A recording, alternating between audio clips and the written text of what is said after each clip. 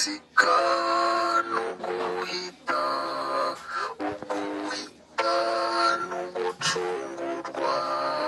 Iya mbere Nyakanga ni pasika y'abahutu, iya mbere Nyakanga n'uguhita kw'abahutu bavibu zimubagibuntu. Iya mbere Nyakanga n'ugucungurwa kw'abahutu, iya mbere Nyakanga n'ubwigenge bwa rubanda.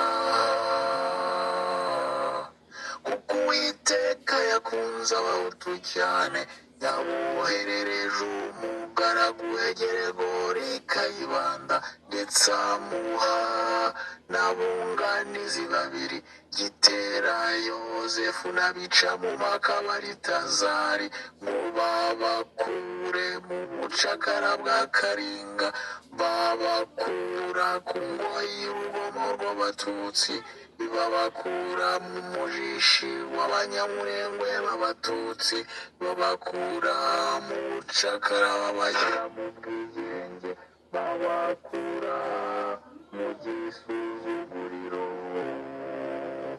Ubwigenge ni pasika y'abahutu, pasika uguhita n'abahibu n'umubagibuntu. Iya mbere Nyakanga ni pasika y'abahutu, iya mbere Nyakanga ni pasika ya rubanda. ubwo rero tugiye ku matora y'amakomine yo muri 60. Mu kwezi kwa gatandatu kwa 60 amatora yari ateganijwe yagomba kuba ku itariki 27 z'ukwezi kwa 27 kwa gatandatu. urumva ko deja bivanye mu kibuga kandi bari bafite amasansi yo kuzatsinda amatora y'amakomine.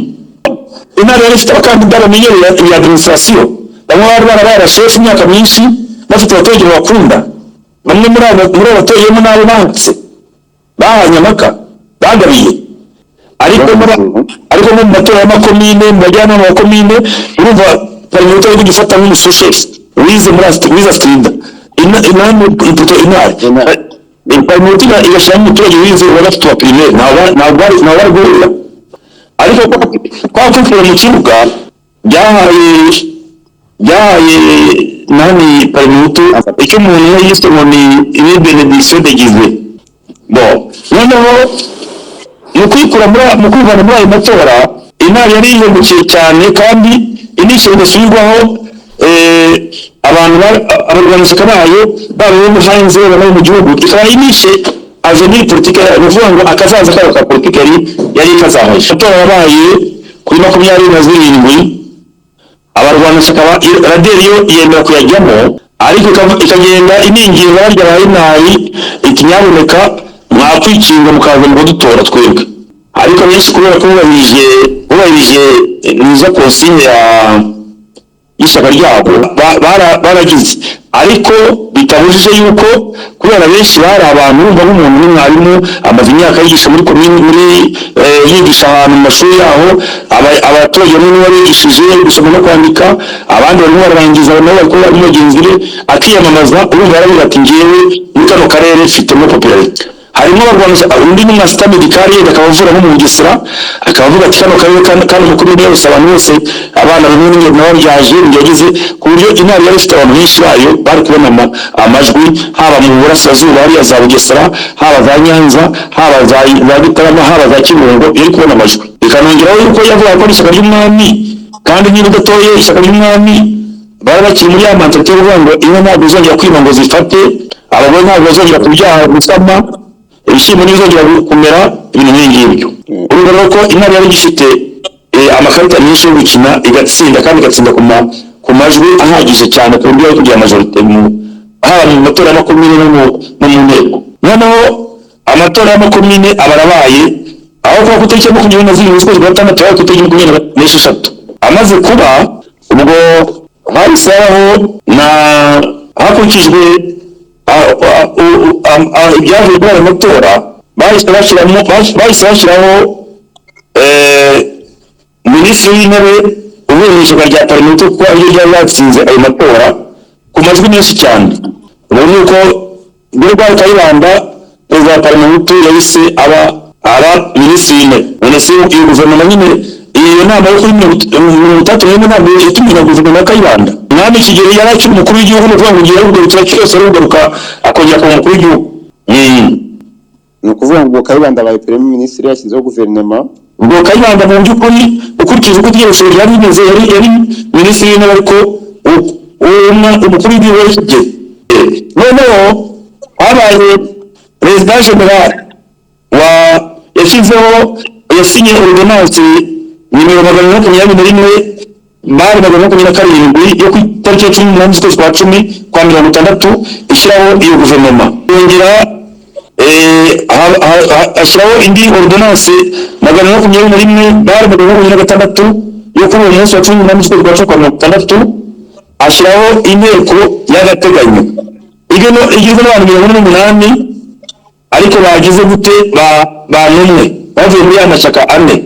naruna rero muri iyo nteko niyo tugiye kugera inama ko bari barivanye mu kibuga abantu bari muri bimwe bazagira inzego z'abaturage bazajyamo nta muntu wari wihagarariye ariko ishyaka rya raderi ryari rihagarariwe ndetse ku buryo bari kwamamaza biro y'inama. perezida wa raderi Bwana Koeni yari yamamaje ariko arusha amajwi na bitera mu rwego rwo tariki 20 z'ukwezi kwa mbere turahagera. iyo nama yabaye mu bari bari Gitarama harimo abajyanama ba komine batowe abamambu ba guverinoma hakazamo noneho n'abarya bamunya kwita ko ari mu nama nkuru y'igihugu mu nama y'agateganyo conseil provisoire mu yahitamine gushyira amategeko y'agateganyo. araho byaje kugera raderi hagati ya matora no komine niyo nama y'Igitarama yo kuri 28 raderi yagezeho ku buryo butunguranye ihindura umurongo irongera isubira muri Front Commun yari kumwe na Parmehutu na Prosoma irongera isubira ku ruhande rwa Runari. impamvu yasubiye ku ruhande rwa Runari ni uko yagize ubwoba bw'uko Runari yari gutsinda igitego umuroni ikavuga ati mu gihe bagariyeho ubwami bakongera bakaronka za avantage zose twebwe aho twekaraza natwe tuzabona. ubundi bitewe n'uko na Bwana Koeri ubwe ari mu bantu babanje kugira ibibazo cyane bikomeye n'umwami ko yasabaga ko ubwami bwahinduka ndetse ku buryo bamufata nk'umushahuri ku bwami ku buryo banamuvanye muri seferi y'akabagarira mu gihano muri seferi yose yitabire muri za 57 yagiyeyo avuye mu kabagariro n'Inyarwembo muri Nyanza bamujyana mu Sebutabire ni mu Mashinge n'ahantu hatagira ikintu yera hatagira gute agenda asimbuye shefu Funderwa Gataraka. noneho nyuma yaho ndetse ku buryo byamumurakaje abivamo asimburwa na shefu Karamaga. urumva ko rero Bwana Koeri ntabwo rero agomba kwivumbura ngo bari mu gufata umurongo wa Repubulika kandi nawe ari mu bantu batangiye kurwana ko mu Rwanda hazamwo demokarasi mbere muri za 57 akanayitana n'umuse wabo Rugabire. inama yakomeje gutera imvururu batangiye kujya bataka ababurugumesitiri bakabica n'abajyanama ba komine n'abakozi ba komine batera ku makomine hirya no hino. abajene ba Intari bakoraga bavuye muri rudukikije cyangwa muri Mentiriyeri bakataka abazungu bamwe bakica. hari imanza zabaye muri 33 hari n'utwa banuma bari babazanye babavanye mu Rwanda babavanye muri Tanganyika babarasinya imirambo. harimo n'abandi abo bashoboye guhunga harimo witwa Aloyizi Ngurube sinzi n'ubyibuka nako cyangwa ntabwo bizero kimutoya ariko Aloyizi Ngurube abantu baramugambaniye baramubeshyira ngo bashaka gutera u Rwanda uko rwo ari inyenzi bamuvana Gisenyi nako Igoma bamuzana mu Rwanda hanyuma urukuri iperereza hari yambere aramuzana bamufungira muri 1930 bamufungiye muri 1990 kuko basanze nta kirego afite. ikindi kandi muri munawe witwa David Himbara Dr. David Himbara yari yagumye kugenda kiriya nyaboneka mwarega ikibazo cya mukuru wanjye mukareba ikimuri kuzira ibintu nk'ibyo baramurekura. ariko bamurekuye n'ababwiye n'amakuru uburyo bajyaga gutera ushuma bakica abazungu bakica abaki icyo gihe. ubwo rero hagati aho ngaho haje umutekano muke ababurugumesitiri benshi barapfa karahava n'abajyanama ba komine n'abakozi ba leta bamwe kugira ngo bagushe ya guverinoma yabiriho ya Kayibanda. Burya ibikorwa n'ubutwari bihabwa agaciro bikurikije n'uko watsinze cyangwa watsinzwe. Iyo watsinzwe ibyo wakoze byose bya bravure bihinduka ko ari ibikorwa bya sabotage. None se Mandela uzi ko ikintu Mandela yafungiwe n'iki? Yafungiwe zone ya kesi muri za 32. Biriya bikorwa bya sabotage baje ko ubuzima bw'abantu bwo gutega amapironi barize bitwa abateroriste kugira ejo bundi Mandela kugira ngo udende ibifu Mandela yakitwa umuteroriste. Ndekumenyesha ko ashatse kujyana muri Amerika n'itwa Ahmed Kathrada wari minisitiri wa transport w'umuhinde. Kathrada bamwima viza kuba twari kuri liste y'abateroriste muri Amerika. Uko byumva ariko bamuvanyeho kubera ko ishyaka rye ryatsinze n'ubu bamuvanyeho. Nubwo rero mu bikorwa byabo yerekeza ko baratsinze byari kuba ari ibikorwa byari kujya bibaserebwe rero muri icyo kibazo cy'umutekano ntashaka kugera. Urumva ari Ububiligi ari na ONU bashatse uburyo bahuza impande zombi kugira ngo bashake uburyo deja bategura igihugu kugira ngo bagire kuri autonomy. Ndakumenyesha ko hagati aho ngaho amatora y'abadepite yatari yakama. Noneho mu kwezi kwa cumi habaye inama yabereye Igisenyi, Koke de Gisenyi. Nukubyumva ko ya guverinoma ya Kayibanda ari maze ukwezi kumwe n'igice. Ariko mu mutekano muke ababurugumesitiri barimo yicwa abaki bose. Noneho Ububiligi mu minisitiri ushinzwe amakoloni yari witwa Leconte ni kuvuga ni sumuriyamuta w'igikomangoma Leconte de Supremo Linden wari ushinzwe minisiteri za koloni yaje mu nama y'Igisenyi agira ngo ariko yahuza impande zombi. Hanyuma iyo nama y'Igisenyi nacyo yagezeho kubera impamvu ngiye kubasomera. Ubwo rero inari abayobozi bari barahungiye i Goma. Urwandiko rwanditswe n'abatware bakurikira ku itariki ya 7 z'ukwezi kwa 12 bandikiye uwitwa Rwagasore Matusalem n'uwitwa Muhikira Aloise. Babandikira urwandiko rukurikira ngo messieurs n'ubango mwabagabo ngo tubabajwe no kubamenyesha yuko kubibutsa yuko mufite inshingano zidasubirwaho zo kuva muri iyo nama mwagiyemo. Iyo nama mbiri Parmehutu uri Bergo Parmehutu ngo iri kubera uyu munsi Igisenyi. Ntabwo ari mwebwe tugomba kwibutsa yuko Ababiligi bafite ubushake buke. Ikindi kandi ntabwo Ububiligi bugomba kubona igihe tubutugirije muri ONU. Nari nababwiye yuko imari yari guprofita ibitsinda yari kujya muri ONU ikagenda yiradikariza. Ntabwo ari uko Ububiligi uri kubona ko uri gutsindwa muri ONU, turi gutsinda muri ONU tutsinda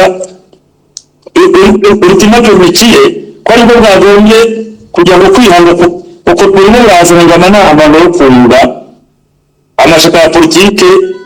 Urumva niba amashyaka ya politike barimo n'ishyaka ryacu rya runari mu buryo bwo muhagarariye. Ntabwo yandikiye abari bagiye muri iyo nama bo muri ntara yo mu gihugu batari bagahunga, harimo uwitwa Rwagasore Matusalem n'uwitwa Muhikira Aloise.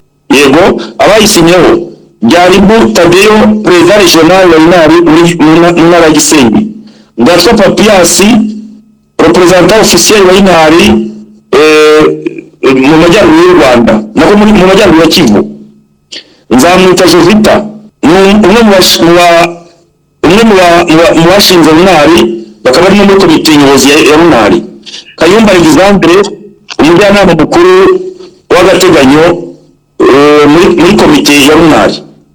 Kayumba Alexandre nababwiye ni wa mwiru w'imitse Kigeli. Noneho iyo nama bahaye kopi Monsieur le président du colloque Bergo Parmehutu à Gisenyi.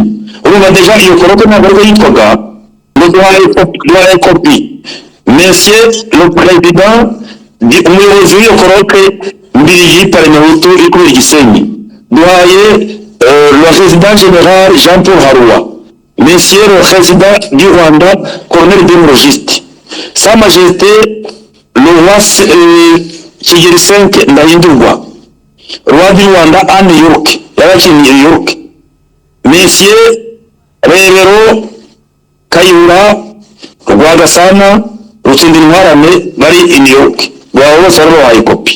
urumva rero ya nama ibereye Gisenyi bagize gute barayisabose bamaze kuyisabota le compte d'Aspremont Linden yahise avuga ati noneho ubwo yenda bashobora kuba byatewe n'uko yabereye Gisenyi abarunari bo hanze bakaba badashaka kuyizamo reka dushake uko twayitumira ahantu hanze aho bagera noneho nibwo byaraye ngombwa ko batumira inama yagomba kubera ahantu bita Ostende mu Bubiligi mu kwezi kwa mbere kwa 61 iyo nama gupfa kwayo nayo tumye ubwami buvaho burundu iyo nama yatumijwe n'Ababiligi ariko hagati aho ngaho inama yari gutsinda ibitego bikomeye muri Roma ibyo bitego rero bikaba ari ibihe ibyo bitego hari nk'umwanzuro w'1905 uruyumva witwa la question de l'avenir du Rwanda Urundi, the question of the future of Rwanda Urundi, ikibazo cy'akazaza k'u Rwanda na Urundi.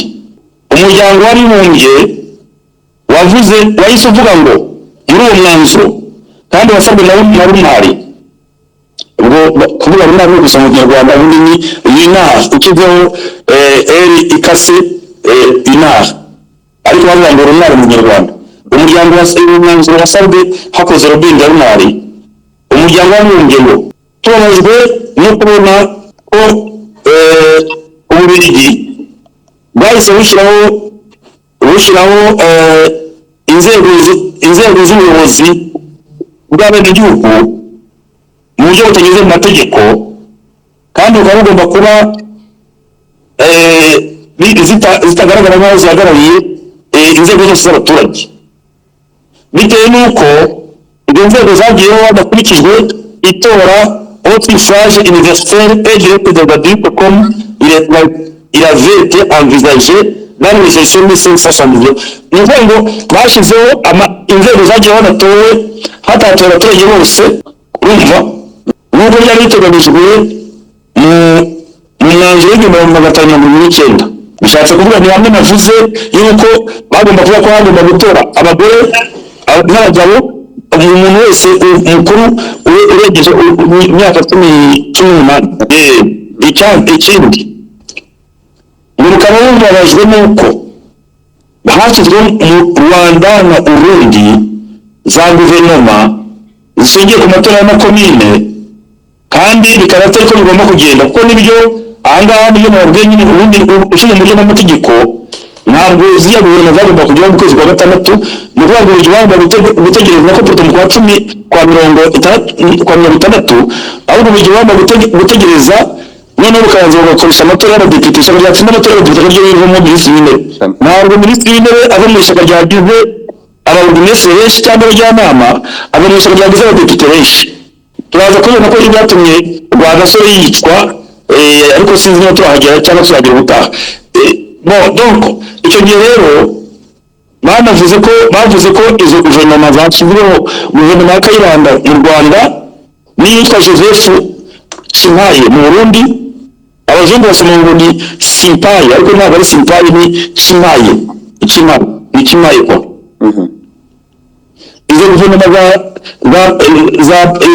guverinoma yo muri Parlement mu Rwanda iyo na Gregoire Kayibanda na guverinoma iyobowe na Parti Démocrate Chrétien ishyaka rya bene Baranyana yayobowe n'uwitwa Joseph Cimpaye izo guverinoma zikaba zigaragara ko ari legale ko zitavuye mu matora y'abantu batsinda amatora y'abadepite oni yahise ifata ibintu bya inari irakopia irakora ibivana muri sesiyo y'35 kandi iyo ngibyo nkuko nabikubwiye mu rwego rw'amategeko ibyo inari yavugaga byari byo tutagiye mu gusesengura icyari kibyihishe inyuma tukajya muri analyse probable publique izo reclamation za inari zafite ishingiro noneho ubwo rero Belgique nako inari yari yishingiye kuri icyo gutsinda cy'uko bari banavuze ko ikindi nuko yavuze ko bagomba muri izo resolution umuryango w'abibumbye w'itegeka urugero ugomba gutanga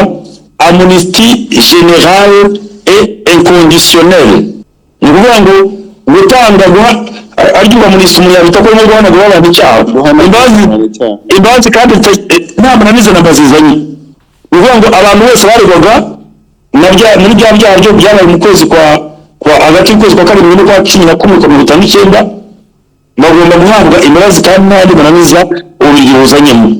Ikindi cya gatatu, umuryango w'abibumbye washyizeho icyo bita Commission des Nations Unies pour le Rwanda Burundi. Ubwo mu nyuguti nkeya ni CNURU,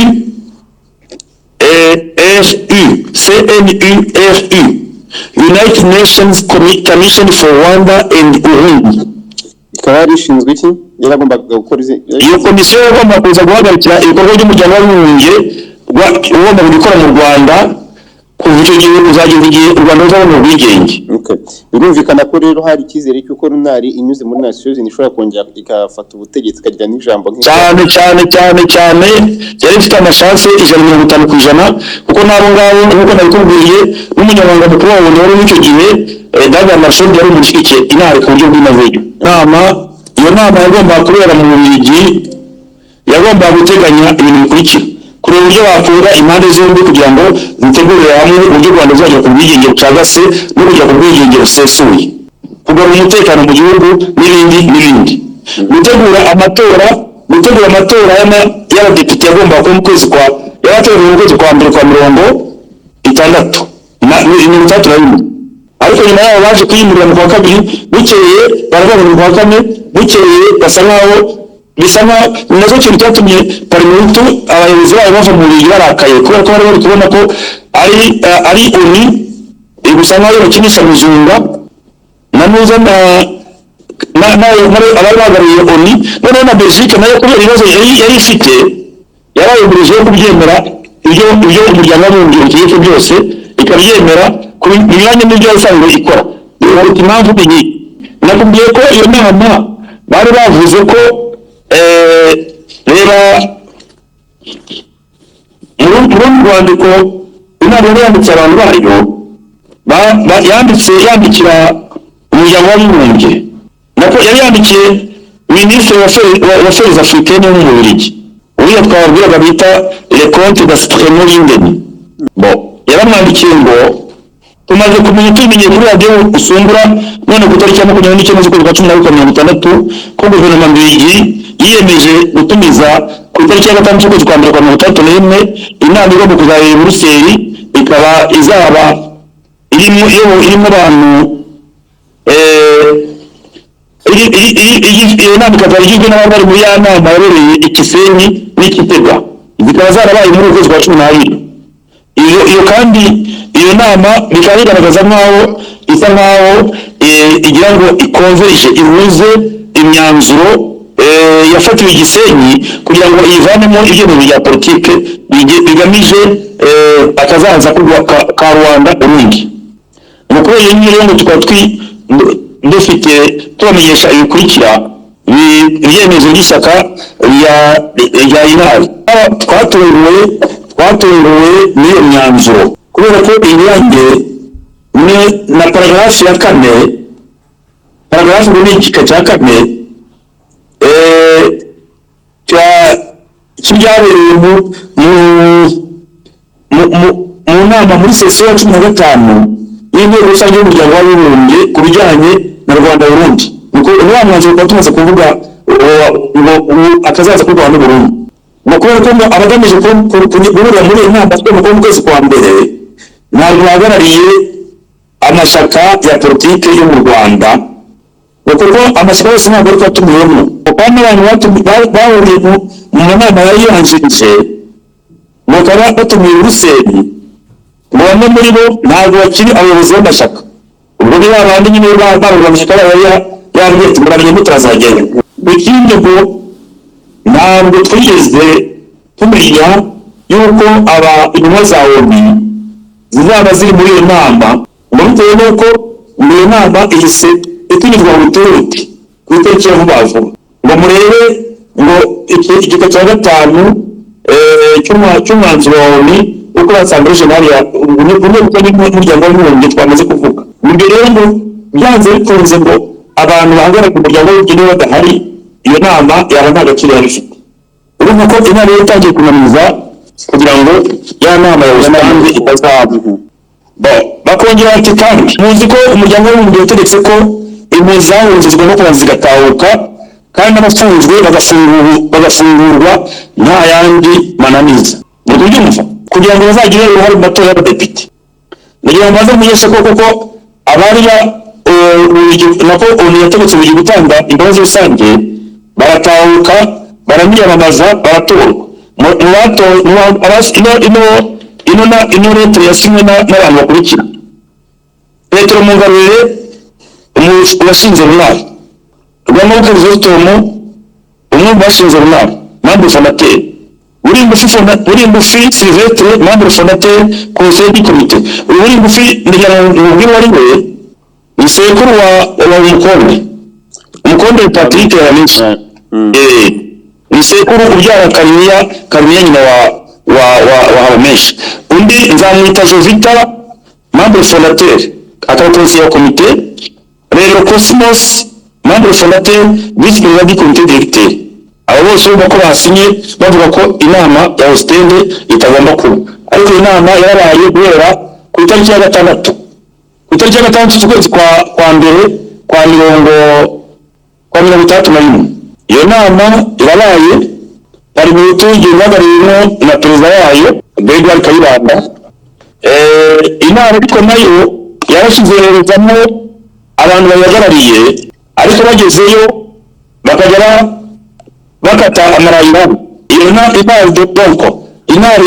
yagize abantu bari bayihagarariye muri iyo nama ya Ostende, ariko bagiye basa n'abagiye kunaniza gusa.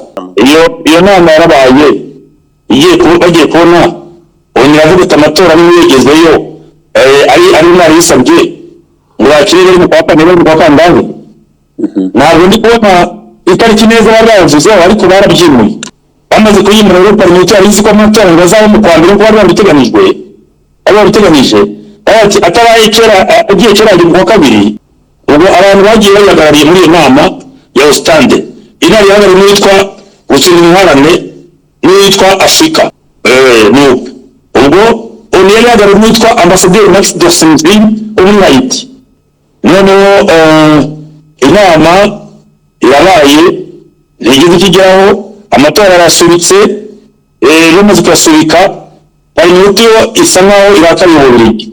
Impamvu yarakariye uburiri nuko bati ubundi mwebwe nimwaga muri porogaramu ibintu none mugenda mukajya mugasa n'aho mugiye kwandosa ibyo inama yo kugenda ikora ibindi murongo.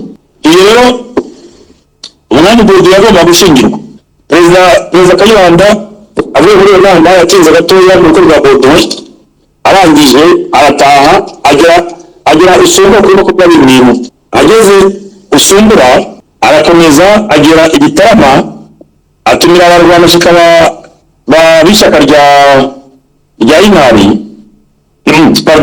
rya Parlement n'amashyaka bashyigikiye cyane cyane Prosoma, biyemeza yuko bagiye kugira, ariko mu kuvana ubwami ntabwo bavuga ngo bazavana ubwami bageze ko inama y'umutekano. Urukungu rw'Igitarama yari ku buryo officiel yari yo kugarura umutekano mu gihugu. Niyo mpamvu batumiyemo abantu bahagarariye rubanda nyine abajyanama ba komine n'aburugumesitiri. Ubwo rero iyo nama yagomba kuba yabaye ku wa 6 ku itariki 28 z'ukwezi kwa mbere kwa 31. Imaze kuba, ariko nyako mu kuyitegura ubwo abarwanashyaka ba Parlement na Prosoma bamaze kwiyemeza ko bagiye kuvanaho ubwami. Impamvu bashaka kuvanaho ubwami ni ukubera iki? Barimo ati Kigeli twaherekera tumwinginga yuko agomba kuba umwami uganje, atagomba gukora ubwingi mu mashyaka ya politiki. None rero ngo yitwaza iyo titre ye akagenda agiye gukora ibikorwa bya politiki kandi atabyemerewe n'umuntu w'umwami, tugiye noneho kumuvana no kuvuga ngo iriya ntebe yicayeho tugiye kuyigira noneho abura icyo yicaraho abure credibility. Yasabaga nk'umwami hanze yagera muri ubu akakirwa n'umukuru w'igihugu. Iyo yagendaga agiye kubonana n'inyeri yamwakira nk'uwakira umukuru w'igihugu. Ikindi kandi yagiraga bariya abantu bo muri Loni, nubwo iyo tagira ngo afate ijambo kuko nkuko nabikubwiye, ntabwo umwami yari yemerewe gukora za petition. amagambo yavugaga n'abantu bagariye amashyaka politike kubera ko babaga aribo bakorera petisiyo no kuvuga ngo babaga baje gusutana amapetisiyo y'ababaga baje muri Loni. Noneho iyo koroka y'igisenge kugira ngo ivaneho kugira ngo bakore iyo umuntu yakwita nka kudeta yo kurwanaho ubwami, bagomba kubona umuntu yabyita feu orange ya colonel de Brogiste reda special. Feu orange ni ukuvuga ngo yari ibintu by'abakora kera abantu bashinzwe ibiro by'iperereza byo bakababwira ati ibyo mugiye kubikora ntabwo nabyumvise, nibiramuka bibahiye bizaba ari byiza, ariko nibiramuka bibakozeho muzabajye mwifasha. Urumva ntabwo ari feve ntabwo na feve ni feu orange. Bagiye gushaka logique kugira ngo babimubwire. Ubwo perezida Kayibanda niwe wagiyeyo ku itariki ya 26 z'ukwezi kwa mbere nimugoroba. Agiyeyo cyangwa kuri 25 agiyeyo Logiste amwemerera aravuga ati ngewe ntabwo numva uburyo wavanaho warwanya ibintu byashyizweho na Loni ntibyashoboka. Noneho Logiste na Kopito Kayibanda amubwira yuko bishoboka kubera ko bizaba bikozwe n'abaturage kandi ntabwo bizwa ko batumye abaturage baza gukora kudeta, babatumye kugira ngo baze kwiga ikibazo cy'umutekano muke mu gihugu. Ni muri urwo rwego rero za ngabo zari zikiri mu Rwanda, ubwo ingabo z'abanyekongo zari zaragiye bazana izatoremani z'intara za Kabinda, bavuga iz'abanyekongo zari zaragiye kuko Kongo rero yabonye ubwigenge, hanyuma bazana iz'ababiligi. Noneho rero ubwo zari zifite amakamyo menshi yari gutaza hirya no mu gihugu. Ubwo noneho Logiste bemerera ko b'abajyanama n'ababurugumesitiri bazabaha amakamyo ya gisirikare bagenda cyo kubatora hirya no hino kugira ngo bajye muri iyo nama. Uvuga ko Kayibanda yasobanuriye Logiste umugambi yari afite wo kuvanaho ubwami, ariko Logiste atumva yaramusobanuriye, hanyuma Logiste muha feu orange. Okay. Ntacyo namenye, icyo namenye wambwiye nuko ugiye kuorganiza inama y'umutekano izaba irimo abajyanama ba komine n'ababurugumesitiri. Mbere nzaguha ubushobozi kugira ngo iyo nama izabe mu mutekano uhagije. Uwo munsi Logiste nubwo yagaragara aho ngaho, ahubwo ari gukurikirana ibikorwa by'iyo nama ari mu nzu ya administrateur wa Gitarama, ariko ntabwo yagaragaye harya. Sinzi niba ubona uvuye ku muhanda wo ku Kibuye ujya i Kigali, urabona ukuntu uzenguruka gatoya ukanyura ahantu hari inzu ya Trafiporo, ugakata imbere y'iduka rya Kanakuze, noneho uri kuzahita werekeza i Kigali. Ni uku nguku niyo inama yabereye hahandi, bubaka ya podium aho inama yabereye. Noneho abarwanashyaka barangira inama igomba kuba saa 4 za mu gitondo, igomba kuba yatangiye saa 6. Bashyiraho bavuga ko banensa yuko bagiye gushyiraho kuvanaho ubwami, ndetse abasimbanaga mu magambo ni ukuvuga Gitera niwe wabanje kuvuga na perezida du conseil provisoire, perezida w'inteko ishinga amategeko y'agateganyo, avuga yuko Kigeli yavuyeho ndetse ahita yerekana n'ibendera. Kayibanda minisitiri w'intebe asubiramo ibyo Gitera avuze, ariko avuga yuko ari mu Gifaransa. Hanyuma minisitiri w'ubutegetsi bw'igihugu Jean Baptiste nawe asoza anavuga uburyo imihango igiye gukurikirana. Abari bari muri iyo nama batari babizi b'abaraderi babaye baratunguwe, n'abakonseye n'ababurugumesitiri baraderi bari bayirimo. nayo imari sabotage y'ifite ababurugumesitiri kandi mu batowe hariya za Nyanza no ku Mayaga benshi batowe ku giti cyabo batigeze bubahiriza ya makosi y'ishyaka ryabo. Uwo munsi rero urumva amatora bariheje, baraye nk'abatunguwe nyine ntibabigiramo uruhare. Noneho icyo gihe bamaze kugira gutya batora perezida wa repubulika. Uwo mwanya bakimara kuvuga iyi ngingo, ijambo rya perezida Kayibanda rivuyemo, bahise batora perezida wa repubulika. Hari abantu bavuga ngo kuki perezida Kayibanda atari we wiyamamaje kandi ari we wari fondateri w'ishyaka, ngo yagira ngo bashyire mu mutwe batazamwica, ngo ntabwo ari byo. Ahubwo ni uburyo bwo kwishingira shingikomo, kuko iyo kiza kuba ariyo ufashe akaba perezida wa repubulika, ariko leta yavuga ati n'ubundi niwe minisitiri w'intebe yakoze kudeta. ariko niba batoye umuntu atoye n'abajyanama n'ababurugumesitiri kubyumva we byarimo kwerekana ko ari ibintu byavuye muri demokarasi byavuye muri demokarasi byakuye abaye uburyo bitagaragara yuko minisitiri w'intebe Kayibanda atari we wasa naho wabicuze. Ubwo rero uwo munsi hiyamaje amashyaka abiri aporosoma umwanya wa perezida wa repubulika yiyamaza gitera bari mu tuyamamaza Mbonyumutwa Dominique. Mbonyumutwa icyo gihe yari nka secrétaire d'État muri ministère de la défense. Buriya bariya binjiye mu gisirikare bwa mbere ari mu bakoreshe interview mushuri ya promotion ya mbere yakoze iki. Noneho Mbonyumutwa baramwamamaje bamwamamazanya na perezida wa conseil provisoire, ariko giteye niwe agomba gutorwa kuko Rwanda Commission yari yazi. Ariko uziko muri politike nta mutora ukunze utora ukurikiye konsinya wahawe ishyaka. Niba rero parlementaire yavuze ati ntabwo ariko bigende muratora mukurikije ishyaka ryamaje, nuko abarwanyi ba parlement bahise batora Mbonyumutwa aba president, ariko kugira ngo badatuma gitera acika intege nabo parlement ntabwo bigeze bamamaza ku mwanya wa perezida w'inteko, bahise batora noneho inteko y'agateganyo parlement niyo yamamaza hatorwa gitera na perezida w'inteko. Uwo munsi bashizeho n'urukiko rw'ikirenga ufite ingereko enye nk'uko mubizi nyine ushinzwe inspection de cour de tribunal, hakaba cour de cassation, hakaba na cour de compte. Bega bariya aba vice perezida bane babungirije wari ushinzwe wari utorewe kuba perezida w'urukiko rw'ikirenga ariwe Isidore Nzeyimana. Inzego zose za demokarasi zari zigiyeho aho ngaho igitambo.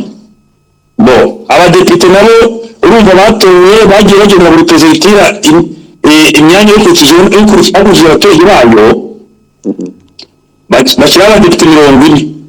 Muri aba badepite 40 aporosoma igiramo abadepite 4 bari mu to igira abasigaye 36. ariko gitera abari gutora ku nteko ishyaka ry'abe mu minorite kubwirwa n'ishyaka yombi. Noneho perezida Mbonyumutwa ahita avuga yuko ashyizeho perezida Kayibanda, ni nako premier ministre Kayibanda ngo akomeze guverinoma. Ni ngo Kayibanda yagiye ubwa mbere usibye n'umuzungu cyangwa yari ryatsinze, noneho ngaho yitarama none na premier ministre ashyizweho Andre Guillaume na Mbonyumutwa perezida watowe. Nibwo rero perezida wa repubulika nako premier ministre ashyizeho guverinoma irimo abarwanashyaka ba parlement na prosoma, bashyiraho urukiko rw'ikirenga Nzeyimana Isidore n'aba vice perezida bane harimo Shamukiga Daniel, Ndaho Claver, Narcisse Sekere na François Akimana n'umuzungu. Ubwo rero icyo gihe habaye inama y'igitaramo hari amaze iminsi 3 gusa. Uburyo utangaje u Rwanda ko rubonye ubwigenge bucagase. U Rwanda rwabonye ubwigenge bucagase kuri 25. Ubanza hari uburyo bwabaye nkaho bugize rumwe kubera biriya bintu byari byatumye parlement yitsatura irakara mu Bubiligi. Urumva kubatangariza ko ubonye ubwigenge bucagase ame utabaronye noneho na legitimite ituma n'ibyaba bakora ibitaramo bigira agaciro. Niyo ngo repubulika nkuko bayishyizeho kuri 25 na 28 z'ukwezi kwa mbere miliyoni ntibayemere, ariko miliyoni bagateganya kamarampaka mu kwezi kwa 9. Ya kamarampaka n'ubwo ngo byavuyemo byahise byemeza ngo burya bajya bashyizeho repubulika yari ifite rezo. Ni ukuvuga ngo repubulika rero yahawe agaciro retroactif, ifite agaciro uhereye 28 janvier, ntabwo ifite agaciro uhereye 25 septembre.